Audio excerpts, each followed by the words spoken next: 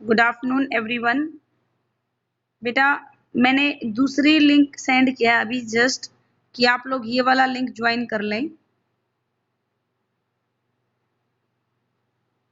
क्योंकि इसके थ्रू हम स्क्रीन शेयर कर पाएंगे। ठीक है बच्चों, जल्दी जल्दी सारे स्टूडेंट्स ज्वाइन करें जितना जल्दी हो सके। फिर मैं अभी एक बात मैं सब बच्चों को बता रही हूँ कि कोई भी फालतू की स्क्रीन शेयर नहीं करेगा।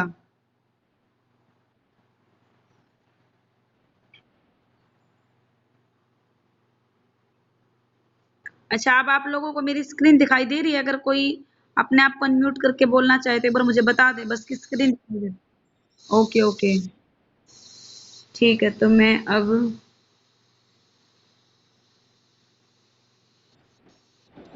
ये M2 जूलॉजी नाम से दिस डिवाइस डाउनलोड ये दिखाई दे रहा है। ओके ओके, तो स्टूडेंट्स कल हमने वेस्कुलर टिश्यू स्टार्ट किए थे बच्चों, और मैंने कल आपको इसी तरीके से इन्हीं नोट्स के थ्रू यही ऐसे ही स्क्रीन रिकॉर्डिंग करके सेंड की थी। आई होप तुम लोगों ने वो वीडियो देख ली होगी। देख ली? नहीं देखी है तो एक बार मैं दोबारा से वेस्कुलर टिश्यू से स्टार्ट करती हूँ। सारे बच्चे यहाँ पे ध्यान देंगे, तब तक बाकी स्टूडेंट्स भी ज्वाइन कर जाएंगे। देखो बच्चों, हमने क्या स्टार्ट किया था बच्चों? Vascular connective tissue. बेटा देखो, मैं वापस जाके आप लोगों को म्यूट नहीं कर पाऊंगी क्योंकि मैं स्क्रीन शेयर कर रखी है, इसलिए सब लोग कोऑपरेट करें कि म्यूट कर लें अपने आप को। ठीक है? अगर किसी ने म्यूट नहीं भी किया है तो भी एक बार अपने आप को म्यूट कर लें ताकि मुझे वापस बैक जाने की जरूरत ना पड़े। थोड़ा सा कोऑपरेट करेंगे, सारे बच्चे बहुत समझदार हैं तो मुझे बार बार ये बातें कहने की जरूरत ना पड़े। तो बेटा हम vascular tissues connective tissue start कर रहे हैं। हमने कनेक्टिव टिश्यू में कहाँ तक आपको करवा दिया था? स्पेशलाइज्ड कनेक्टिव टिश्यू हमने पढ़े थे, जिसमें स्केलेटन के अंदर मैंने आपको कार्टिलेज एंड बोन्स कराई थी। क्या क्या कराई थी? कार्टिलेज एंड बोन्स कराई थी। अब नेक्स्ट हम डिस्कस करेंगे vascular connective tissue. Vascular connective tissue में हम स्टार्ट करेंगे फ्रॉम द ब्लड। ब्लड से स्टार्ट करते हैं कनेक्टिव टिश्यू में। एक बार बैक हो गया था, मैं फिर से ऑन करती हूँ।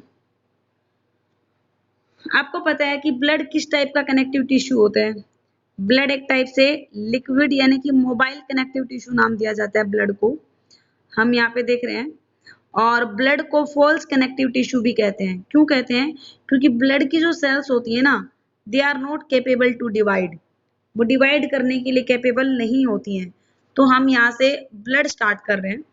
एक ट्रांसपोर्ट मीडियम है, मैंने कल आपको बताया था कि सब्सटेंस की ट्रांसपोर्टेशन ब्लड के थ्रू ही होती है, चाहे भले वो न्यूट्रिएंट्स हैं, हार्मोन्स हैं, गैसेज हैं, वो सब ब्लड के थ्रू ट्रांसपोर्ट किए जाते हैं। नेक्स्ट, ये एक कॉम्प्लेक्स सब्सटेंस है जिसमें बहुत सारे टाइप्स की सेल्स मिलती हैं। इसमें एक अगर हम कंपोजिशन की बात करें, मेन हम बात करेंगे ब्लड के कंपोजिशन की। तो ब्लड के कंपोजिशन में देखो क्या क्या चीजें होती हैं। ब्लड में प्लाज्मा होगा और ब्लड में ब्लड कार्पसल्स होते हैं, दो मेन चीजें होती हैं बच्चों। अब हम ब्लड कार्पसल्स की अगर बात करते हैं तो यहाँ पे इराइथ्रोसाइट्स मतलब आरबीसी, ल्यूकोसाइट, बिल्कुल सेम बात होती है। ब्लड कार्पसल्स या ब्लड सेल्स सेम ही बात होती है। और तीसरी सेल्स होती है बेटा इसके अंदर प्लेटलेट्स। प्लेटलेट्स को हम थ्रोम्बोसाइट्स कहते हैं। ठीक है, जैसे कि यहाँ पे इराइथ्रोसाइट, आप लोग अपने हाथ में नोटबुक और पेन रखें, कुछ चीजें जो मैं एक्स्ट्रा बताती हूँ वो आप लिख लें। जैसे कि मैं यहाँ पे थ्रोम्बोसाइट्स वर्ड नहीं लिख सकती, पूरा बहुत लंबा होगा, तो आप खुद से लिख लें कि platelets are also known as thrombocytes. अब बेटा जो ल्यूकोसाइट्स हैं, they are further of two type. कौन कौन सी? ग्रेनुलोसाइट और ए ग्रेनुलोसाइट। ग्रेनुलोसाइट और ए ग्रेनुलोसाइट, इनके बारे में हम सेपरेटली वन बाय वन सबके बारे में स्टडी करेंगे। तो ग्रेनुलोसाइट्स कौन कौन सी होती हैं भाई? Eosinophil, basophil and neutrophil. Eosinophil, basophil, neutrophil. और ए ग्रेनुलोसाइट कौन कौन सी होंगी? Lymphocyte and monocyte. इधर साइड में क्या दे रखा है? मोनोसाइट। अब स्टार्ट करते हैं हम ब्लड में जनरल डिस्कशन से कि ब्लड इज ए फ्लूइड यानी कि लिक्विड कनेक्टिव टिश्यू, जो कहाँ से अराइज करता है? मीजोड्रम से अराइज करता है, मीजोड्रम। ठीक है, ब्लड की स्टडी को हम नाम देंगे हिमेटोलॉजी।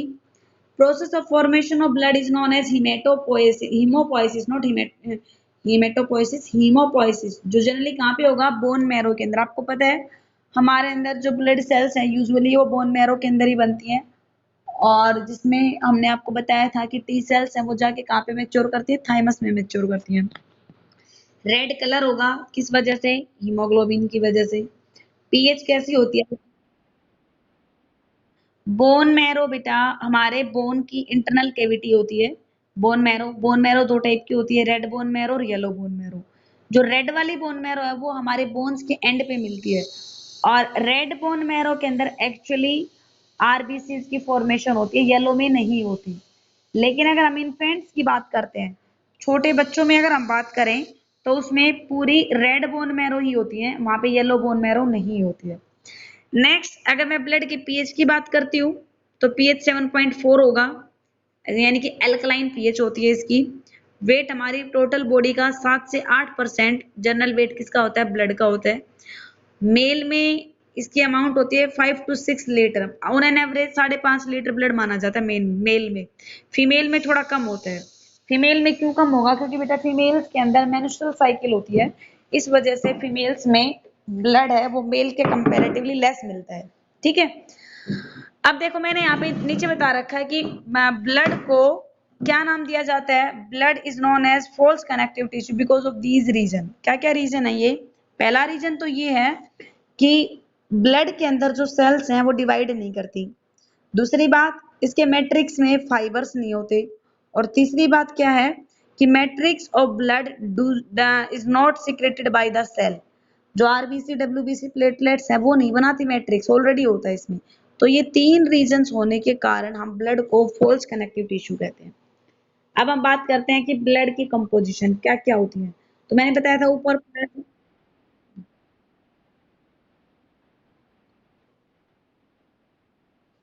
ब्लड कार्पसस तो प्रेजेंट है, लेकिन जो मैट्रिक्स यानी कि प्लाज्मा, प्लाज्मा है वो ब्लड सेल्स नहीं बनाती।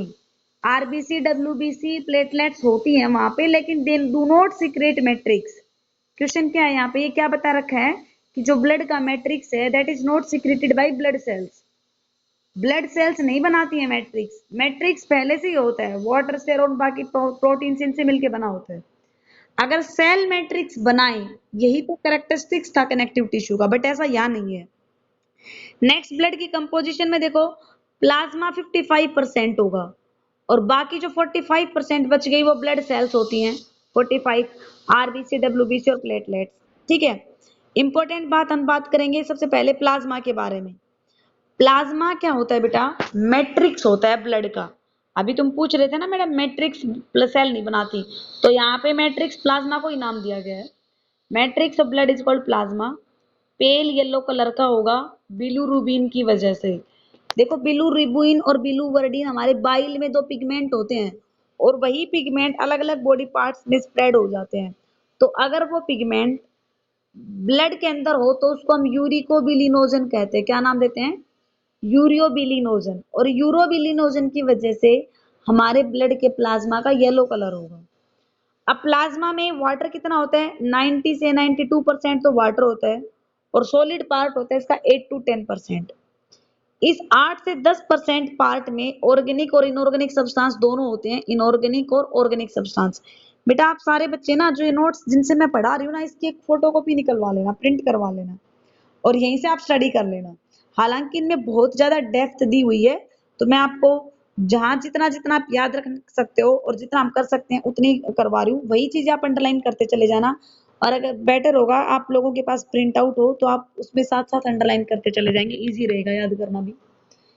तो बेटा क्या बताया कि ब्लड के प्लाज्मा में जो सॉलिड पार्ट है उसमें इनऑर्गेनिक और ऑर्गेनिक सब्सटेंस दोनों प्रेजेंट है। सुन रहे हो ना बेटा,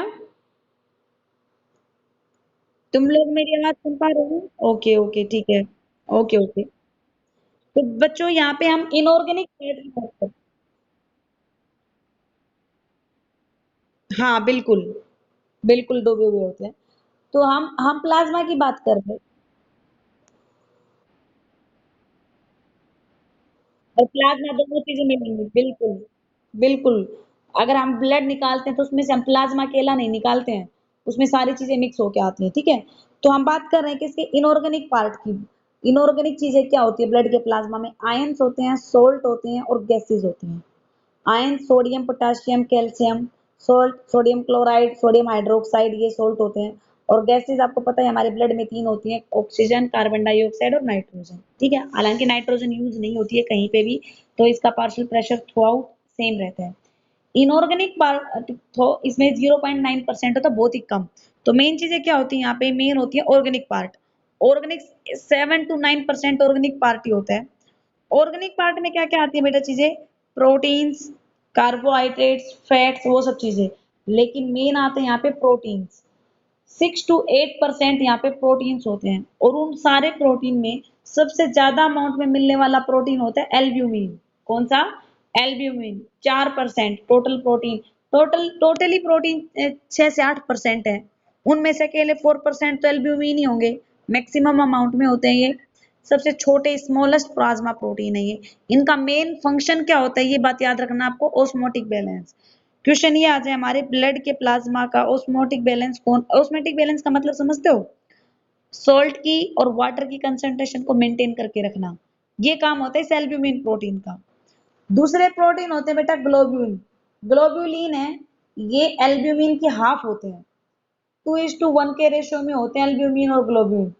अब ग्लोबुलिन प्रोटीन तीन टाइप के होते हैं, अल्फा, बीटा एंड गामा। इनमें से जो गामा ग्लोबुलिन है, गामा ग्लोबुलिन, ये एंटीबॉडी की तरह काम करते हैं। आपको पता है हमारी बॉडी में जब कोई इंफेक्शन हो जाता है तो हमारी इम्यून सेल्स एंटीबॉडी बनाती हैं, और ये एंटीबॉडी इस गामा ग्लोबुलिन प्रोटीन की बनी होती है, जो बैक्टीरिया को, वायरस को या दूसरे पैथोजन को किल करती है। और इसलिए हम इनको नाम देते हैं इम्यूनोग्लोबिन। इम्यूनोग्लोबिन का मतलब इम्यून सेल्स के साथ में, इम्यून सेल में, इम्यून सिस्टम में इनका इंपॉर्टेंट फंक्शन होगा। तो कितने प्रोटीन बताए? दो। कौन कौन से? Albumin and globulin. इसके अलावा प्रोथ्रोम्बिन और फाइब्रिनोजन भी होते हैं। इनमें से इन दोनों का काम ब्लड क्लोटिंग के अंदर होता है। ये बातें किसके बारे में थी भाई? हमारे ब्लड के प्लाज्मा के बारे में। अब ब्लड के अंदर कुछ इंपॉर्टेंट चीजें हो रही है, जैसे कि ब्लड में ग्लूकोज का लेवल कितना होता है। इनमें आप सिर्फ इतनी बातें याद रखेंगे कि जो ग्लोबुलिन प्रोटीन है, इनका मेजर फंक्शन होता है एंटीबॉडी बनाना, ठीक है। ग्लोबुलिन का एंटीबॉडी बनाते हैं, कौन से वाले बनाएंगे? Gamma globulin. अल्फा और बीटा ग्लोबुलिन, ग्लोबुलिन प्रोटीन है, वो तो बाकी प्रोटीन्स की तरह होते हैं, ऑस्मोटिक बैलेंस में इन सब चीजों में काम करेंगे। तो मेजर आप याद रखना है, एंटीबॉडी बनाने में कौन से काम आएंगे? Globulin protein, gamma globulin. Next आता है बेटा, जो इंपॉर्टेंट पॉइंट आपको याद रखना है कि हमारे ब्लड के अंदर ग्लूकोज का लेवल कितना होता है नॉर्मल? 80 to 100 mg पर 100 ml of blood. 100 ml of blood के अंदर 80 to 100 mg of glucose present होगा 100 ml ऑफ ब्लड के अंदर। अगर मैं आपको ब्लड के अंदर कोलेस्ट्रॉल का लेवल बताऊं, then it will be 150 to 260 mg, ठीक है। देखो आप ये तीनों चीजें पॉइंट्स याद रखने बेटा। और यूरिया होता है 17 to 30 mg पर 100 ml ऑफ ब्लड। अगर यूरिया ब्लड में 40 mg हो जाए या इससे ज्यादा हो जाए, तो उस डिजीज को हम क्या नाम देते हैं? That disease is known as uraemia. उस डिजीज को हम नाम देंगे यूरेमिया, मतलब यूरिया की अमाउंट का इंक्रीज हो जाना। और इस कंडीशन में, यूरेमिया में, हमारी आरबीसी की शेप है वो इरेगुलर हो जाएगी, आरबीसी की शेप अलग हो जाएगी और वो ब्लड सेल्स कहलाने लग जाती है। They are known as blood cells. और वो सेल जाके डिस्ट्रॉय हो जाएंगी स्प्लीन में। कौन सी सेल्स? Blood cell. और व्हाट आर ब्लड सेल? जब आरबीसी इरेगुलर सेल बन जाए, अदरवाइज आरबीसी बाइकनकेव होती है। तो बेटा this is all about the plasma. हालांकि मैंने आपको कल ये वीडियो भी सेंड की थी, बट आप लोगों ने नहीं देखी, कोई बात नहीं, मैंने फिर से रिवाइज करवा दिया आपका, ठीक है। अब हम स्टार्ट करते हैं नेक्स्ट हमारा आज का topic, that is blood corpuscles. यहां से ध्यान से सुनेंगे। ये ब्लड, अगर हमारी किडनी फेलियर हो जाए, हमारी किडनी प्रॉपर तरीके से काम ना करे, अगर प्रॉपर ब्लड का फिल्ट्रेशन ना हो पाए, या फिर ग्लोमेरुलस में कोई प्रॉब्लम हो जाए, तो हमारी ब्लड के अंदर यूरिया के लेवल इंक्रीज होना शुरू हो जाते हैं अब नॉर्मल कंडीशंस में। अब हम बात करेंगे बेटा ब्लड सेल्स या ब्लड कार्पसल्स। ब्लड कार्पसल्स में फर्स्ट हम डिस्कस करेंगे आरबीसी के बारे में। किसके बारे में डिस्कस करेंगे? आरबीसी के बारे में स्टडी करेंगे। तो आरबीसीज को हम इराइथ्रोसाइट्स भी कहते हैं। They are also known as erythrocytes और रेड ब्लड सेल्स। ठीक है। ब्लड में सबसे ज्यादा अमाउंट में मिलने वाली जो सेल्स होती हैं they are RBC, most abundant cell. ठीक है। बहुत डेप्थ में गिवन है। मैं आपको जो जो एक्सप्लेन करवा रही हूँ, जहां जहां पे मैं आपको अंडरलाइन करवा रही हूँ, वो आप नोट करते चले जाएंगे। मेरी बोली हुई बातें आप नोट कर लोगे तो ज्यादा बेटर रहेगा। अगर तुम इनसे डायरेक्ट पढ़ने की कोशिश करोगे तो बहुत लेंदी, बहुत वास्ट लगेगा। ठीक है, इसलिए मैं आपको बोल रही हूँ कि बोली हुई चीजें यहाँ पे आपको दिख भी रहा है एग्जैक्ट, और मैं बोल भी रही हूँ, तो साथ साथ नोट करना मुश्किल नहीं है। बेटा मेच्योर मेमेलियन आरबीसी सेल्स हैं, वो कैसी होती हैं? डिस्क लाइक, बाइकनकेव और ई न्यूक्लिएटेड। बाइकनकेव शेप आप समझते हो, इस टाइप की शेप होती है आरबीसी की। ठीक है। और ए न्यूक्लिएटेड मतलब इसमें न्यूक्लियस एब्सेंट होगा। बाइकनकेव शेप का रीजन क्या होता है? ताकि सरफेस एरिया को इंक्रीज करवा सके और मैक्सिमम वहां पे हीमोग्लोबिन को स्टोर करके रख सके। न्यूक्लियस के एब्सेंट होने की वजह से और बाइकनकेव शेप की वजह से यहाँ पे मोर हीमोग्लोबिन कैन बी फिल्ड, जो मैंने अभी आपको बताया, वो रीजन होता है इसका। दो एक्सेप्शनल होते हैं, कैमल और लेमा, जिनकी आरबीसी के अंदर न्यूक्लियस होता है और वो बाई कन्वेक्स होती है, ओवल शेप की होती है। ठीक है। अदरवाइज मैंने आपको कैसी बताई है, बाई कनकेव होंगी। लेकिन कैमल और लेमा एक्सेप्शनल है, ये बातें याद रखेंगे। नेक्स्ट चीज आपको जो यहाँ पे याद रखनी है, बेटा प्लीज अपने आप को म्यूट कर लें, प्लीज मैं रिक्वेस्ट कर रही हूँ। देखो मैं म्यूट करने के लिए मुझे वापस बैक जाना पड़ेगा, इसलिए आप अपने आप को म्यूट कर लें खुद ही। बेटा आरबीसी की जो प्लाज्मा मेम्ब्रेन है उसको हम डोनेंस मेम्ब्रेन भी कहते हैं, that is also known as Donnan's membrane. ये आपको कहीं और गिवन नहीं मिलेगा किसी बुक में। क्या होती है बेटा डोनेन मेम्ब्रेन? जो मेम्ब्रेन कुछ आयंस जैसे कि क्लोराइड आयन या फिर बाइकार्बोनेट आयन के लिए तो क्या हो, हाईली परमिएबल हो, which is highly permeable for chloride ion and bicarbonate ion, but sodium और पोटाशियम आयन के लिए इम्परमिएबल हो, ऐसी मेम्ब्रेन को हम डोनेंस मेम्ब्रेन कहते हैं। और ये फिनोमिना कहलाता है डोनेंस फिनोमिना। किसी साइंटिस्ट डोनेन नाम के ने बताया था, इसलिए उसके बिहाफ पे इसको डोनेन फिनोमिना और डोनेन मेम्ब्रेन कहा गया है। आरबीसी में सारे सेल ऑर्गेनेली जैसे कि माइटोकॉन्ड्रिया। क्या?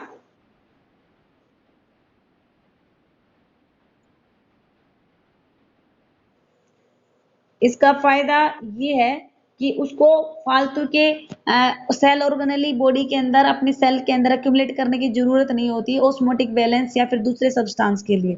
उसका सिर्फ एक ही काम होता है कि वो हीमोग्लोबिन को स्टोर करके रखे। उसमें कोई भी सेल ऑर्गेनेली नहीं होते। आपको पता है कि अगर सेल ऑर्गेनेली नहीं होंगे तो ऑस्मोटिक कंसंट्रेशन को इम्बैलेंस किया जा सकता है। इसलिए ये अपनी मेम्ब्रेन को और अपनी मोर्फोलॉजी में इस तरीके के चेंजेस करते हैं कि ये दूसरे एसेसरी सब्सटेंस के लिए इसको यूज ही ना होना पड़े। इसका सिर्फ एक ही काम होता है, हीमोग्लोबिन को रखना, ताकि ऑक्सीजन को मैक्सिमम अमाउंट में ये ट्रांसपोर्ट कर सके। ना इसमें माइटोकॉन्ड्रिया होता, ना गोल्जी बॉडी होती, ना ईआर होते हैं, कुछ भी इसमें सेल ऑर्गेनेली नहीं होते हैं, ना इसमें वेक्यूल्स होते हैं। हाँ बोलो। बेटा ये इसका सिग्निफिकेंस इसमें होता है, HCO3 negative ions bicarbonate ion carbon dioxide के ट्रांसपोर्ट के लिए हेल्पफुल होते हैं। तो आरबीसी का एक ही काम होता है, ऑक्सीजन और कार्बन डाइऑक्साइड को ट्रांसपोर्ट कराना। हमारा हीमोग्लोबिन जो है that is main pigment which involve in the transportation of carbon dioxide and oxygen. और जो HCO3 नेगेटिव आयंस है वो इसी की वजह से बनते हैं, जब कार्बन डाइऑक्साइड अंदर आती है। अदरवाइज HCO3 नेगेटिव नहीं बनते हैं, और फिर वह उसके बॉडी के अंदर बनेगी HCO3 नेगेटिव आरबीसी में, फिर वो उनको बाहर एक्सपेल्ड आउट करता है, इसलिए उसको परमिएबल होना पड़ता है, क्योंकि इसका मेजर फंक्शन होता है कार्बन डाइऑक्साइड की ट्रांसपोर्ट कराना। ठीक है, ये हम रेस्पिरेशन में पढ़ेंगे तब उसमें आपको मैकेनिज्म में समझ में आ जाएगा। अच्छा नेक्स्ट हम डिस्कस करते हैं बेटा, माइटोकॉन्ड्रिया एब्सेंट होने की वजह से इसके अंदर एनारोबिक रेस्पिरेशन होगा। ये भी एक इंपॉर्टेंट पॉइंट है जो मैं अपने अभी मैंने अंडरलाइन किया है। आपको पता है हमारी बॉडी में दो जगह एनारोबिक रेस्पिरेशन होता है, एक तो मसल्स में जहां पे क्या बनती है, लैक्टिक एसिड बनता है, और एक आरबीसी में, क्योंकि आरबीसी में भी माइटोकॉन्ड्रिया नहीं होता है। आरबीसी के अंदर एक एंजाइम होता है कार्बोनिक एनहाइड्रेज। अब तुम ये पूछोगे मैडम ये क्यों होता है, तो इसका काम भी बेटा वही होता है। HCO3 नेगेटिव आयंस मैंने ऊपर बताए ना, वो कार्बोनिक एनहाइड्रेज की वजह से बनते हैं। ये पॉइंट्स आपको तब समझ में आएंगे जब आप रेस्पिरेशन पढ़ोगे ह्यूमन फिजियोलॉजी के अंदर। देखो ये जो ब्लड, मैं यहाँ पे ब्लड सेल्स करवा रही हूँ, तो ये सर्कुलेटरी सिस्टम में दोबारा नहीं कराऊंगी, इसलिए आप सब बच्चे अभी अच्छे तरीके से कर ले, नोट्स बना ले इसके अच्छे तरीके से, ताकि हमें बार बार इन्हीं ब्लड सेल्स को ना पढ़ना पड़े, नहीं तो फिर से हमारे सर्कुलेटरी सिस्टम में आएंगे ये लास्ट यूनिट के अंदर। अच्छा नेक्स्ट क्या है, आरबीसी के अंदर जो रेड कलर का पिगमेंट होगा उसका क्या नाम होगा, हीमोग्लोबिन। हीमोग्लोबिन होगा। हीमोग्लोबिन एक आरबीसी के अंदर अप्रोक्सीमेटली 26.5 करोड़ मोलिक्यूल होते हैं हीमोग्लोबिन के। इतना ज्यादा हीमोग्लोबिन होता है, इसी वजह से ये फालतू के ऑर्गन्स हैं माइटोकॉन्ड्रिया, ईआर, गोल्जी बॉडी, इन सबको अपसेंट होने देती है अपनी बॉडी में। 36% ऑफ टोटल आरबीसी के वेट का अकेला हीमोग्लोबिन होता है।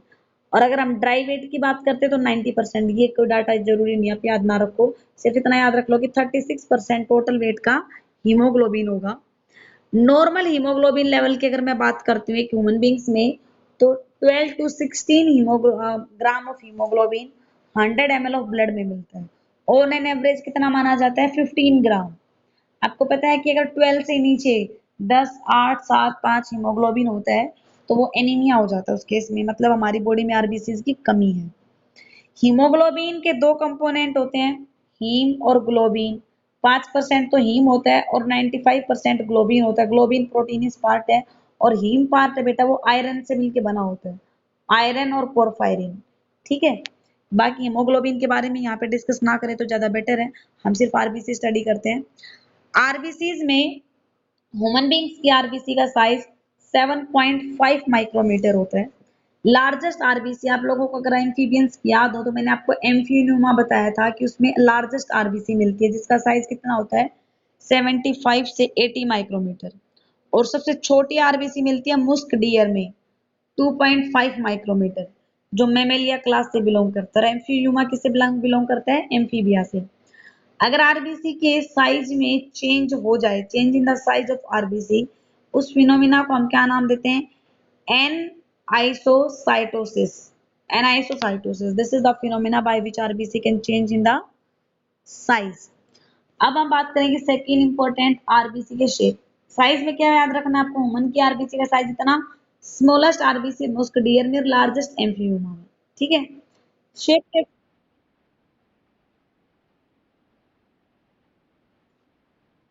हाँ हाँ वहां पे भी हम ये कह सकते हैं उसको, लेकिन वो एक डिजीज की वजह से हो रही है। यहाँ पे ये क्या होता है कि आरबीसी अपने आप को ब्लड कैपिलरी से बाहर दूसरी जगह पे जाने के लिए भी चेंज कर सकती है, हालांकि वो प्रोसेस डायपेटिसिस कहलाती है जो जनरली डब्ल्यूबीसी में होती है। शेप कैसी होगी बेटा, मैंने अभी पहले भी बताया था आपको, बाई कनकेव शेप होगी, बट कैमल और लेमा में कैसी थी, बाई कन्वेक्स थी। आरबीसी की शेप में चेंज होना क्या कहलाएगा, पोइकिलोसाइटोसिस। और साइज में चेंज होना एनसाइटोसिस। ये दोनों फिनोमेना याद रखेंगे। अगर हमारे बीसी को हाइपरटोनिक सॉल्यूशन, हाइपरटोनिक का मतलब क्या होता है भाई, जिसमें सोल्यूट ज्यादा और सोलवेंट कम हो, ऐसे सॉल्यूशन में रखेंगे तो आरबीसी श्रिंक कर जाएगी, सारा इसका वाटर कंटेंट बाहर रिलीज हो जाएगा। ठीक है, आरबीसी की अगर मैं आपको लाइफ स्पेन बताऊं कितनी होती है, 120 डेज ह्यूमन बींग्स में। ह्यूमन बींग्स में 120 डेज होगी, न्यूबॉर्न बेबी में 100 डेज होती है और फ्रॉग में भी 100 डेज होती है।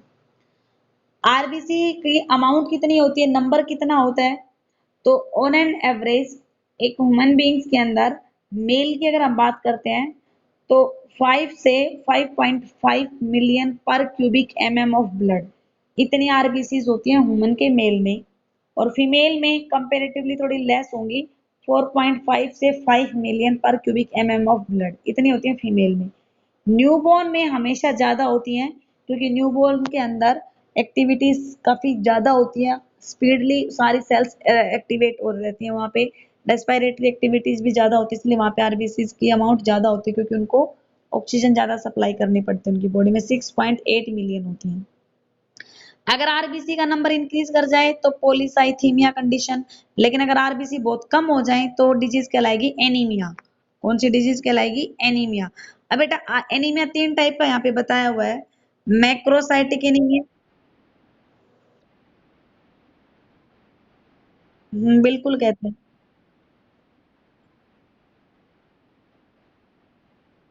होता है। आयरन की डेफिशिएंसी हो जाए तो कम होता है, विटामिन B12 की कम हो जाए तो भी होता है। उस कंडीशन को जो मैं अभी बताने जा रही हूँ वो कहेंगे, रुको एक मिनट वेट करो। अभी मैंने बताया कि भाई हमने एनीमिया बताया कि आरबीसी के अंदर अगर हमारी आरबीसी ब्लड में कम हो जाए then it is known as anaemia. तो मैंने आपको तीन वर्ड बताए यहाँ पे, macrocytic normochronic anaemia, microcytic hypochromic anaemia and normocytic normochronic anaemia. ये तीनों वर्ड किस किस के लिए यूज हुए हैं? देखो, अगर आरबीसी की डेफिशिएंसी किस वजह से हो, due to deficiency in the vitamin B12। और आपको पता है बेटा हीमोग्लोबिन के लिए विटामिन B12 और आयरन जरूरी होते हैं। अगर ये कम हो जाएंगे तो अल्टीमेटली हीमोग्लोबिन है वो डिक्रीज कर जाएगा, और हीमोग्लोबिन डिक्रीज कर जाएगा तो अपनी बॉडी के अंदर आरबीसी भी डिक्रीज कर जाएंगे। तो उस कंडीशन में ये एनीमिया आते हैं। अब ये मैक्रोसाइटिक और माइक्रोसाइटिक और ये नॉर्मोसाइटिक तीन टाइप के एनीमिया बताए हैं, विटामिन B12 की कमी से या आयरन की कमी से, या फिर किसी को एक्सीडेंट हो जाए, बहुत ज्यादा एक्सेसिव में ब्लड लॉस हो जाए और उस वजह से उसकी बॉडी में आरबीसी कम हो जाए। तो ये तीन टर्म्स दी हुई हैं। अब हम डिस्कस करेंगे आरबीसी की फॉर्मेशन से रिलेटेड। आरबीसी की फॉर्मेशन आपको पता है ये कहाँ होती है भाई? हमारे बोन मैरो में। और process of formation of RBC is known as इराइथ्रोपोइसिस।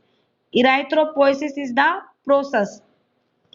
और ऑर्गन जो आरबीसी प्रोड्यूस करेंगे उनको इराइथ्रोपोएटिक ऑर्गन कहते हैं, जैसे कि हमने बोन मैरो नाम दिया था। एक हार्मोन होता है बेटा जो किडनी रिलीज करती है जिसका नाम होता है इराइथ्रोपोएटिन हार्मोन।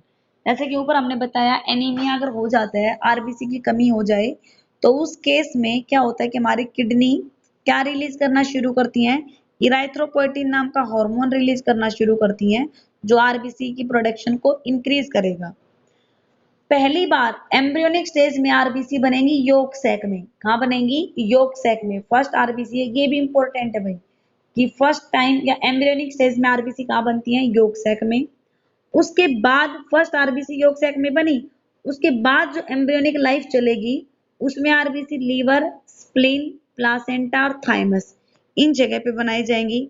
और अडल्ट के केस में जब अडल्ट बन जाएंगे हम, तो आपको पता है रेड बोन मैरो में। कहाँ बनेंगी? रेड बोन मैरो के अंदर आरबीसी की प्रोडक्शन होनी शुरू होती है।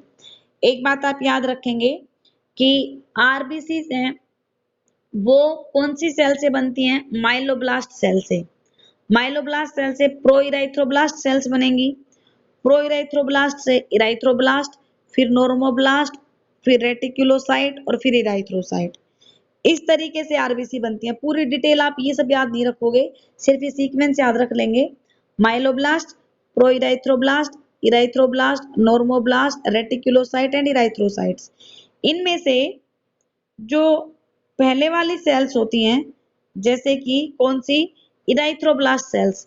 इस इराइथ्रोब्लास्ट सेल के अंदर सारे सेल ऑर्गेनेली होते हैं बेटा, जैसे कि न्यूक्लियस भी होता है। तो क्वेश्चन ये आए कि early stage in the development of RBC contain nucleus, this statement is true और फॉल्स? तो ट्रू होगी। आरबीसी मैच्योर होने के बाद उसमें क्या होंगे? न्यूक्लियस एब्सेंट होंगे, अदरवाइज इसमें न्यूक्लियस प्रेजेंट होगा। इसमें भी न्यूक्लियस प्रेजेंट है, ठीक है। रेटिकुलोसाइट में न्यूक्लियस एब्सेंट हो जाता है और फिर मैच्योर में भी न्यूक्लियस एब्सेंट। बस आपको सीक्वेंस याद रखनी है, इतनी याद रख लेना। और ये भी याद रखना कि अर्ली स्टेज वाली आरबीसीज हैं, दे कंटेन न्यूक्लियस। नेक्स्ट बेटा, आरबीसीज का डिस्ट्रक्शन डिग्रेडेशन कहाँ होता है? वो होता है स्प्लीन में। इसलिए हम स्प्लीन को ग्रेवयार्ड बोलते हैं। ग्रेवयार्ड मतलब जहाँ पे दाह संस्कार किया जाता है। ग्रेवयार्ड किसका? आरबीसी का। और स्प्लीन में बहुत सारे एक्सेस में ब्लड कार्पसल स्टोर्ड होते हैं, क्योंकि आरबीसी वहीं पे आते हैं अपने आप को तोड़ने के लिए, इसलिए हम इसको ब्लड बैंक ऑफ बॉडी कहेंगे। रेस्टिंग कंडीशन के अंदर आरबीसीज हैं। अगर हम एक ब्लड को निकाल लें बाहर और उस ब्लड को किसी ट्यूब में निकाल के रख दें, तो वहां पे आरबीसी एक दूसरे के ऊपर पाइल अप हो जाती, इकट्ठी हो जाती है। और उस फिनोमिना को नाम देते हैं रोलेक्स फिनोमिना। कौन सा फिनोमिना? Rolex phenomena. यहाँ से भी क्वेश्चन पूछा जाता है कि रोलेक्स फिनोमिना क्या होता है, जिसमें एक स्टिल ब्लड, स्टिल का मतलब ठहरा हुआ ब्लड, उसके अंदर आरबीसी एक दूसरे के ऊपर पाइल अप हो जाए, then it is known as rouleaux. Next हम बात करेंगे minute bit of disintegrated RBC corpuscles. आवाज नहीं आ रही? क्या बताया बेटा अभी अभी मैंने आपको, अभी अभी आपको ये बताया है कि अगर आरबीसीज स्टिल्ड ब्लड को बाहर निकाल लें तो उसमें एक दूसरे के ऊपर पाइलअप हो जाती हैं, इकट्ठी हो जाती हैं। ठीक है, ऐसे ऐसे ऐसे कैसे इकट्ठी हो जाएंगी, देखो इस तरीके से एक दूसरे के ऊपर पाइलअप होनी शुरू हो जाएंगी, like this one, and this phenomena is known as rouleaux phenomena. ठीक है, आरबीसीज का मेजर मेजर फंक्शन क्या होगा, transportation of respiratory gases because of the presence of haemoglobin, this is the major function of RBC. तो this is all about the RBC जो हमने study किया आज की वीडियो में। एक बार फिर से मैं आपको रिकॉल कराती हूँ कि हमने आरबीसी में क्या क्या पढ़ा है। आपको वही सब डिस्कस करना है, बहुत डिटेल में ना पढ़ें, जितना दे रखा है वो बहुत डिटेल है। आरबीसी में देखो आपको नाम बताया था मैंने, इसकी शेप के बारे में डिस्कस किया, न्यूक्लियस इन दोनों में स्कैमल और लेमा में नहीं होता है। फिर हमने डोनेन मेम्ब्रेन के बारे में बताया। ठीक है, फिर हीमोग्लोबिन, हीमोग्लोबिन की अमाउंट कितनी होती है, हीमोग्लोबिन हीम और ग्लोबिन से मिलके बना होगा। देन साइज डिस्कस किया, लार्जेस्ट आरबीसी एम्फियोमा में, स्मॉलेस्ट इसमें। शेप के बारे में डिस्कस किया, अगर शेप चेंज हो जाए दैट फिनोमिना को हमने नाम दिया पोइकिलोसाइटोसिस, और साइज चेंज हो जाए तो एनसाइटोसिस। लाइफ स्पेन आपको पता ही है 120 डेज, बहुत बचपन से पढ़ते आ रहे हो, लेकिन न्यूबॉर्न बेबी में 100 और फ्रॉग में 100, ये आपको अलग से डिस्कस करना है। ठीक है भाई, नेक्स्ट हमने स्टडी किया आरबीसी के नंबर कितना होगा वो भी बताया। फिर आरबीसी की फॉर्मेशन, इराइथ्रोपोइसिस कौन से ऑर्गन में बनेंगी, इराइथ्रोपोइटिक ऑर्गन में फॉर्मेशन होगी। फिर यहाँ पे सेल्स बताई। देन हमने डिस्कस किया कि आरबीसी का डिग्रेडेशन स्प्लीन में होगा, ग्रेवयार्ड भी स्प्लीन को कहते हैं, ब्लड बैंक भी स्प्लीन को कहते हैं, रोलेक्स फिनोमिना किसे कहते हैं, और what is the main function of the RBC, that is transportation of respiratory gases. This is all about the RBC. हमारी फर्स्ट ब्लड सेल हमने आज डिस्कस कर ली है बेटा। अब हम डिस्कस करेंगे जो second blood cell, that is WBC. Second blood cell we are going to discuss, that is WBC. और बेटा डब्ल्यूबीसी को हम ल्यूकोसाइट भी कहते हैं, that is also known as leucocyte.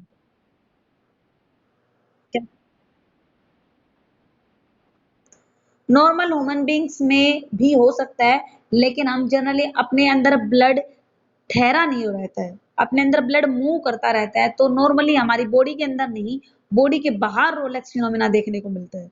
हमारी बॉडी में ब्लड एक जगह रुका हुआ नहीं होता, चाहे भले हम एक्सरसाइज नहीं कर रहे, भले ही हम वॉक नहीं कर रहे, भले ही हम काम नहीं कर रहे, इवन हम सो भी रहे हैं तो भी ब्लड सप्लाई हो। ऐसा थोड़ी ना कि हमारा हार्ट काम करना बंद कर देता है, हार्ट तो काम करता ही रहेगा ना, पूरी बॉडी से ब्लड हार्ट में आएगा, हार्ट से पूरी बॉडी में जाएगा, तो ये वाला जो फिनोमिना होता है इसी को हम क्या नाम देते हैं, दिस इज नॉन एज ये सर्कुलेशन ऑफ ब्लड।